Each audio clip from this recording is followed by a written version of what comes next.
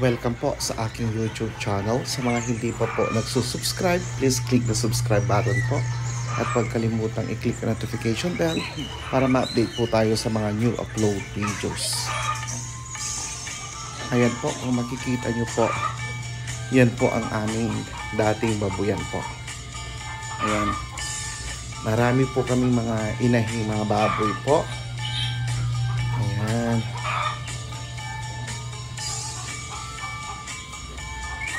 Ang ganda pong tignan kasi marami po silang mga anak.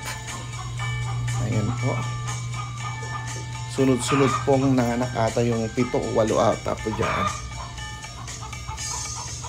At that time din po ay kasagsagan din po ng ASF. Ayan, napakasakit po sa loob. Kasi malaking loss po.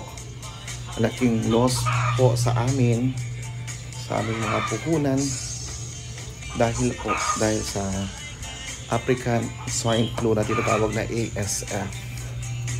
Ayan, hanggang video na lang po tayo, mapapanood na lang po natin sila sa video. Actually, isa-isa po silang namatay noon at yung iba ay nilibing na po.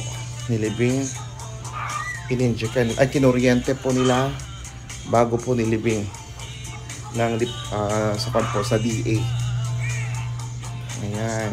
At ang masakit, wala po kaming natanggap.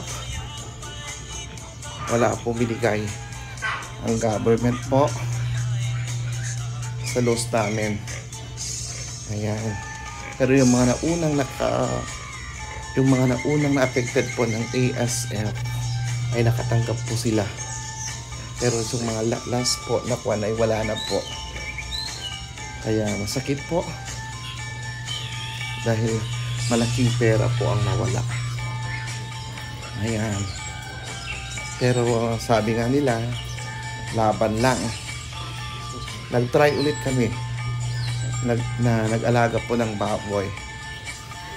Pero nung malaki na po sila, andyan na naman po ang ASF. Nag-try ulit po kami ng 5.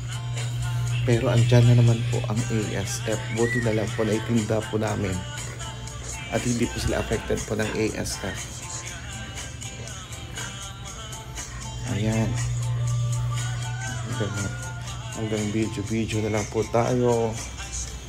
Ayan po ang ating mga baboy dati. Nakakapanghina. Pero accept po natin. Laban lang. Ang natatalo ay yung sumusuko po. At ngayon po, yan, ang pinalit natin ay mga kambing.